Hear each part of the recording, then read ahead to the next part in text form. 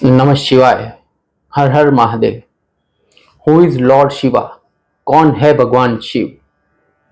Actually ये एक अनंत की यात्रा है जो हमेशा निरंतर चलती रहती है और यात्रा जारी रहनी चाहिए। लेकिन हम घर परिवार में रहने वाले लोग, आप में, संसार में रहने वाले लोग, हमें एक विश्वास, एक फेथ चाहिए हमारे भगवान के प्रति कि एक ऐसा भगवान हो जो हमारे साथ हो, जो हमारी रक्षा करे, हमें गाइडेंस दे। किसी सिद्ध साधु संत से पूछते हैं हु इज लॉर्ड शिवा, तो वो बताते हैं शिवोहम शिवोहम, मैं ही स्वयं शिव हूँ। सही है, ठीक बात है। कोई कहता है सगुण साकार है, साकार स्वरूप में। कोई सीधा सीधा नहीं बताता है कि हमने भगवान शिव को देखा है, उसका ये आकार है, ये स्वरूप है। तो बीइंग नॉर्मल कॉमन मैन, एक हमारी छोटी सी स्केल से पूरे ब्रह्मांड को नापने जैसी ये बात हुई। फिर भी हम घर परिवार में रहने वाले लोग, हमें हमारा विश्वास पक्का करना है हमारे भगवान के प्रति। वेदों ने तो यहाँ तक कह दिया नेति नेति, मतलब ये नहीं है, यह वह नहीं है, मतलब भगवान शिव ये भी नहीं है, ये भी नहीं, कुछ भी नहीं है। जो कुछ भी नहीं है वो शिव है। सदगुरु जग्गी वासुदेव की बात करें तो आप सब जानते हैं उनको। वो कहते हैं that which is not Shiva means that which is not, जो कुछ नहीं है वह शिव है। ठीक है, सही बात है। जब भी आप साधना करते हो या फिर भक्ति मार्ग में होते हो तो एक स्टेज ऐसा आता है when you feel nothingness with in yourself. तो वो नथिंगनेस की बात करें दैट इज शिवा। बट फिर भी एक लेवल तक आप आते हो, फिर अपने घर परिवार में रहना होता है, तो वो नथिंगनेस को मेंटेन करके रखना 24 घंटा, वो हमारे लिए, घर परिवार में रहने वाले लोगों के लिए मुश्किल हो जाती है। तो एक्चुअली है कौन लॉर्ड शिवा? है कौन? तो जैसे कि मैंने बताया, हम हमारी छोटी सी स्केल से ब्रह्मांड को नापने की बात करें, ये नहीं करना चाहिए। फिर भी 3 एस्पेक्ट पे हम ये विश्लेषण करेंगे। We will try to analyse in 3 different aspects. तो 3 एस्पेक्ट हम देखेंगे, 3 डिफरेंट एस्पेक्ट, जिससे हम भगवान शिव को जान सके। सबसे पहला लॉजिकल एस्पेक्ट, जो तर्क, हम सबको यही समझ में आता है तर्क, तो तर्क के हिसाब से देखें। दूसरा, हमारे भाव एंड इमोशंस क्या है भगवान शिव के प्रति। और तीसरा, अनुभव के लेवल पे। तो ये 3 अलग अलग एस्पेक्ट्स हम देखेंगे और भगवान शिव को डिकोड करने का प्रयास आज हम करेंगे। Welcome friends, welcome back. मैं अंकित झा एक बार फिर से आप सभी का स्वागत करता हूँ मेरे यूट्यूब चैनल पे, living 200% life, 100% worldly life and 100% spiritual life. घर संसार में रहते हुए, परिवार में रहते हुए, आध्यात्मिकता को अपनी लाइफ के साथ जोड़ करके लाइफ को कैसे बेहतर बनाया जाए, यही एकमात्र उद्देश्य है इस चैनल का, जिसका नाम है लिविंग 200% लाइफ। तो एक छोटे से साधक का एक छोटा सा प्रयास। This is not the conclusion, ये कोई कंक्लूजन नहीं है, this is just my opinion. अगर आप इससे कुछ रिलेट कर पाते हो तो कमेंट बॉक्स में जरूर से लिख करके बताना, तो हम हमारे एक्सपीरियंस एक दूसरे के साथ शेयर कर सके, जान सके। तो this is just a analysis. सबसे पहला लॉजिकल एस्पेक्ट, तर्क। हम सबको, घर परिवार में रहने वाले लोगों को एक लॉजिकल, कुछ भी चीज़ लॉजिकल हो तो समझ में इजीली आती है। तो सबसे पहला तर्क का एस्पेक्ट, लॉजिकल एस्पेक्ट। देखो, जिसका नाम है वो कोई ना कोई कहीं ना कहीं तो जरूर से होगा। जैसे मेरा नाम है, आपका नाम है, हम सबका कुछ ना कुछ नाम है। तो वैसे ही हम भगवान शिव को शिव या फिर महादेव, शंकर, जटाधारी, भोलेनाथ, देवों को देव महादेव, इतने सारे नाम है। तो किसी न किसी को लॉजिकली देखने जाए तो डेफिनेटली बुलाया गया होगा इस नाम से। अगर इतने सारे नाम है तो कोई ना कोई होगा जिसको ये नाम से पुकारा गया है या तो फिर उनको बुलाया गया है। तो अगर नाम है तो कोई ना कोई होगा। Let's understand this with an example. एक एग्जाम्पल से इसको समझने का ट्राई करते हैं। जैसे कि महात्मा गांधी को मैंने भी नहीं देखा है और शायद आप में से भी किसी ने नहीं देखा होगा डेफिनेटली। तो महात्मा गांधी को हम राष्ट्रपिता कहते हैं, उनको स्वीकार करते हैं उनके नाम से ही। उनका घर भी आज मौजूद है, उनके आश्रम भी आज मौजूद है। तो हम मानते भी हैं कि जानते भी हैं कि महात्मा गांधी नाम के एक व्यक्ति थे, महान व्यक्ति थे, जो हमारे इंडिया में, भारत में थे, और उन्होंने देश के लिए क्या काम किया वो सब हम जानते हैं। हमने उनको देखा नहीं है, फिर भी हमारे पास, जैसे कि मैंने बताया, उनका घर आज भी अवेलेबल है, उनके आश्रम आज भी अवेलेबल है, हमने बहुत सारी किताबों में पढ़ रखा है, तो हम मानते हैं कि महात्मा गांधी थे। वैसे ही भगवान कृष्ण या फिर भगवान राम, उनके भी आप देखो, अयोध्या देख लो या तो फिर द्वारिका नगरी देख लो, तो भगवान राम, भगवान कृष्ण के भी घर है और हमारे स्क्रिप्चर्स में भी उनका उल्लेख हम पाते हैं। वो बड़ी बात ना करनी हो तो लेटेस्ट भगवान रामकृष्ण परमहंस, उनको भगवान मानते हैं हम। भगवान रामकृष्ण परमहंस भी आज अगर देखा जाए तो उनके मठ आज भी मौजूद है, उनके घर भी आज मौजूद है। स्वामी विवेकानंद देख लो, तो उनको हम जानते हैं, उनका नाम है, उनके घर परिवार सब जो उसका जो है वो है, तो हम उसको डेफिनेटली कह सकते थे ये लोग थे। तो जैसे भगवान राम थे, भगवान कृष्ण थे, रामकृष्ण परमहंस हो चुके, स्वामी विवेकानंद हो चुके, तो वैसे ही अगर शिव पुराण में देखा जाए तो क्लियर कट मेंशन किया हुआ है, सीधा साफ साफ लिखा हुआ है कि भगवान शिव साकार रूप में माँ पार्वती के साथ कैलाश में निवास करते हैं, कैलाश पर्वत में रहते हैं। शिव पुराण ये प्रमाण देता है। तो जैसे हम महात्मा गांधी को मान सकते हैं या फिर स्वामी विवेकानंद को मान सकते हैं, उनके भी घर है, वैसे ही भगवान शिव है और उनका घर जो देखा जाए अगर तो कैलाश है। और आज तक जो भी कैलाश गया है, आप उनके अनुभव अगर शेयर करोगे या फिर उनके अनुभव सुनोगे तो आपको पता चलेगा they felt something different in mount Kailash. या तो फिर आप यूट्यूब या गूगल कर लेना, माउंट कैलाश के हजारों अनुभव बताने वाले लोग आपको मिल जाएंगे जिन्होंने वहाँ पे कुछ डिफरेंट डायमेंशन को अनुभव किया या भगवान शिव का भी अनुभव किया है। तो जिसका नाम है, जिसको पुकारा गया, शिव, महादेव, शंकर, भोलेनाथ, जैसे ये सब हस्ती मौजूद है, महात्मा गांधी, रामकृष्ण परमहंस, ये सब थे, तो वैसे ही भगवान शिव अगर नाम है तो कोई ना कोई डेफिनेटली होगा। तो ये एक लॉजिकल एस्पेक्ट से हमने देखने का प्रयास किया। सेकंड एस्पेक्ट, भाव, हमारे इमोशंस क्या है भगवान शिव के प्रति।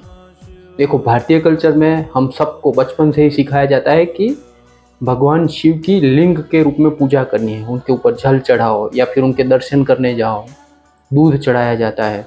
तो हमें हमारे एंसेस्टर्स, हमारे माता पिता या फिर ग्रैंड पेरेंट ने ये सब सिखाया है, तो ये कहीं ना कहीं से तो आया है। तो हमारे भाव भगवान शिव के साथ जुड़े हुए हैं। मेरे तो दादाजी ही स्वयं पूरे शरीर में भस्म रमा के त्रिपुंड लगा के बैठ जाते थे, तो मैंने बचपन से देखा हुआ है उन्हें त्रिपुंड लगाते हुए, भस्म लगाते हुए। तो हमें हमारे एंसेस्टर्स, ग्रैंड पेरेंट्स से भगवान शिव के बारे में पता चलता है। तो उन्होंने भी कहीं ना कहीं से तो ये लिंक हो तो सीखा होगा और हमें सिखाया है। तो हमारे भाव बचपन से उनके साथ जुड़े हुए हैं।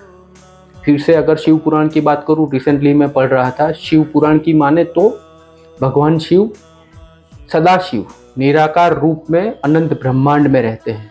जो सदाशिव है वो निराकार है, लेकिन सगुण साकार रूप में माँ पार्वती के साथ भगवान शिव आज भी, उसमें लिखा हुआ है शिव पुराण में क्लियर कट, आज भी कैलाश पर्वत में माँ पार्वती के साथ निवास करते हैं। तो ये एक शिव पुराण बताता है। शिव तांडव की बात करें, जटाटवी गलत जल प्रवाह पाहि स्थले, तो रावण ने, महान भक्त भगवान शिव का जो हुआ, उन्होंने अगर लिख दिया है ये, तो कहीं ना कहीं कुछ देखकर या फिर कुछ इमोशन, भाव उन्होंने प्रकट किए होंगे जो कोई देखे बिना, अटैचमेंट के बिना तो भाव प्रकट नहीं हो सकते। तो ये पूरा शिव तांडव लिखा गया। रुद्राष्टकम देखा जाए, जो गोस्वामी तुलसीदास जी ने लिखा, उन्होंने पूरा लिख दिया, नमामि शमेशान निर्वाण रूपम विभुम व्यापकम ब्रह्मवेद स्वरूपम। तो गोस्वामी तुलसीदास पूरा उसमें वर्णन करते हैं भगवान शिव का। जिन्होंने रामचरितमानस लिख डाला वो भी ये बताते हैं भगवान शिव के बारे में। तो कोई ना कोई, जैसे शिव कैलाशों के वासी, तो बहुत सारे भजन कीर्तन हमारे कल्चर में पाए जाते हैं जो भगवान शिव के रूप का, उनके वर्ण का, उनके स्वभाव का वर्णन करते हैं। तो महान भक्त रावण, रामचरितमानस के जो प्रणेता तुलसीदास जी, या तो फिर इतने सारे जो भजन कीर्तन हमारे संस्कृति में लिखे गए भगवान शिव के ऊपर, तो कुछ न कुछ भाव होंगे, किसी न किसी ने देखा होगा, अनुभव किया होगा, उसके बेस पे ही ये हो सकता है। अदरवाइज ये कोई लिख नहीं सकता। अगर मैंने आपको देखा नहीं तो मैं आपका विश्लेषण कैसे करूँगा? सीधी सी बात। अगर मुझे कोई विश्लेषण करना है किसी के रूप के बारे में, किसी के स्वभाव के बारे में, तो मैं उनको जानता हूँ तो ही उनका विश्लेषण कर पाऊंगा। तो हमारे तो पूरे स्क्रिप्चर्स भरे पड़े हुए हैं, इतने सारे भजन कीर्तन पड़े हुए भगवान शिव के बारे में। तो एक भाव है, हमारा इमोशंस है जो दर्शाता है कि भगवान शिव इस प्रकार से। तो ये हुआ सेकंड एस्पेक्ट, भाव का एस्पेक्ट। थर्ड एंड फाइनल, अनुभव, एक्सपीरियंस के बेस पर। अब आप बोलोगे आपको कौन सा भगवान शिव का एक्सपीरियंस है, तो मुझे, आपको, हम सबको कुछ न कुछ भगवान के अनुभव होते रहते हैं। यूनिवर्स कह लो या फिर एनर्जी कह लो, हायर एनर्जी कह लो, हम सबको अनुभव होते हैं, लेकिन हम इसको इग्नोर कर देते हैं या तो फिर रूटीन लाइफ में हम भूल जाते हैं उसको। जब कभी भी आप कहीं ज्योतिर्लिंग जाते हो, शक्तिपीठ जाते हो, या कोई भी मंदिर में, लोकल आपके आसपास मंदिर में जाते हो, तो कभी कभी आप देखना सडनली बारिश होना शुरू हो जाती है। ये कभी कभी होता है, मौसम नहीं था बारिश का, फिर भी बारिश हो गई। कभी कहीं आप मंदिर में भगवान से मांगने गए, लेकिन मांगने गए, मंदिर में गए और पूरा भूल गए, ब्लैंक हो गए और कुछ बिना मांगे ही मंदिर से वापस चले आए।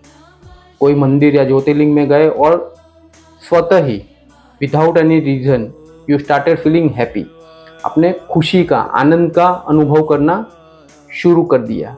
तो बहुत सारे छोटे बड़े अनुभव हम सबकी लाइफ में ये होते रहते हैं, लेकिन हम इसको इग्नोर कर देते हैं। तो ऐसे ही कुछ मेरे छोटे से अनुभव आपके साथ शेयर कर रहा हूँ, आप शायद रिलेट कर पाओ। बहुत ही शॉर्ट में मेरे कुछ अनुभव आपके साथ शेयर करता हूँ। कुछ वर्षों पहले मैं त्र्यंबकेश्वर, जो ज्योतिर्लिंग है भगवान शिव का, वहाँ गया था। And I was not at all attached with any spirituality. मैं कोई भक्ति मार्ग, ध्यान मार्ग में नहीं था उस समय, और ना ही भगवान शिव से अटैच था। ऐसे ही यूं ही किसी रिलेटिव के साथ चला गया। एंड द टेम्पल, जब मैं त्र्यंबकेश्वर पहुंचा, मंदिर में जाते ही I started crying. Automatically I started crying, आंसू निकलने लगे, रीज़न कोई भी नहीं था। ये एक पहला अनुभव। दूसरा अनुभव, मेरे घर से कुछ दूरी पर, 30-40 किलोमीटर की दूरी पर एक शिव टेम्पल है।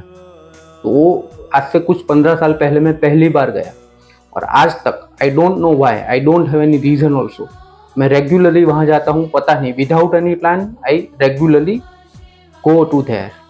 तो ये एक दूसरा एक्सपीरियंस। एक हनुमान मंदिर है जहाँ पे जाने से मैं टोटली ब्लैंक, आप कुछ बोलना चाहते हो बोल नहीं पाते हो, कुछ मांगना चाहते हो मांग नहीं पाते हो। तो ये मैंने एक हनुमान टेम्पल में अनुभव किया। कैची धाम आप सब जानते हो, उत्तराखंड में नीम करोली बाबा का, वहाँ मैं गया, रिसेंटली लास्ट ईयर गया था। I started feeling happy without any reason. जैसे ही टेम्पल प्रीमाइसेस में मैंने एंटर किया, I started feeling happy and I started dancing with in my self. आसपास के लोगों को पता नहीं था, लेकिन with in my self I started dancing. ये कुछ अनुभव इलॉजिकल आपको लग सकते हैं, लेकिन सबके अपने अपने कुछ न कुछ अनुभव होते हैं।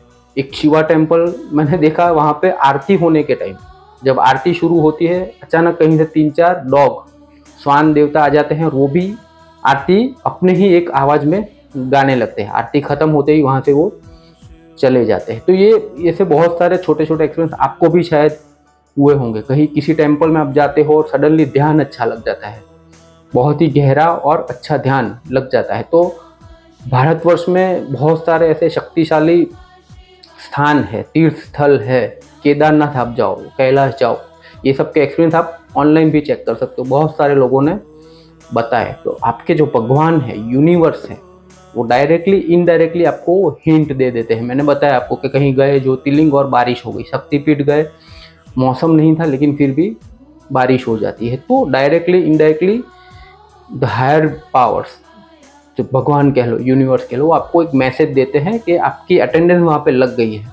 लेकिन हम ऐसे छोटे छोटे एक्सपीरियंस को इग्नोर कर देते हैं, या तो फिर हमारी रूटीन लाइफ में भूल जाते हैं। तो ये तीसरा एस्पेक्ट, अनुभव का एस्पेक्ट। अगर आपका भी ऐसा कोई एक्सपीरियंस रहा हो किसी टेम्पल में या तो फिर ज्योतिर्लिंग या मंदिर में कहीं, तो डेफिनेटली शेयर करना।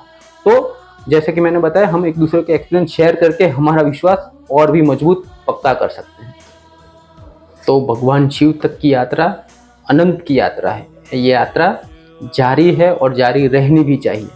हम जैसे घर परिवार में रहने वाले लोग, हमें कुछ ना कुछ तो चाहिए जो हमारा फेथ, हमारा विश्वास बनाए रखे हमारे भगवान के प्रति। तो ये एक छोटा सा अनुभव, 3 एस्पेक्ट हमने देखे। एक सबसे पहला लॉजिकल एस्पेक्ट, अगर किसी का नाम है तो वो कहीं ना कहीं जरूर होगा। दूसरा भाव, हमारे स्क्रिप्चर भरे पड़े हैं भगवान शिव का जो विश्लेषण करते हैं। एंड तीसरा अनुभव, हम सब ने कहीं ना कहीं छोटे बड़े अनुभव डेफिनेटली हर जगह किए हैं। तो ये 3 एस्पेक्ट पे एक छोटा सा प्रयास एनालिसिस करने का भगवान शिव के बारे में। ये यात्रा सबकी चलती रहे और सबको कुछ न कुछ अच्छे अनुभव मिलते रहे, यही आशा के साथ ओम नमः शिवाय, हर हर महादेव।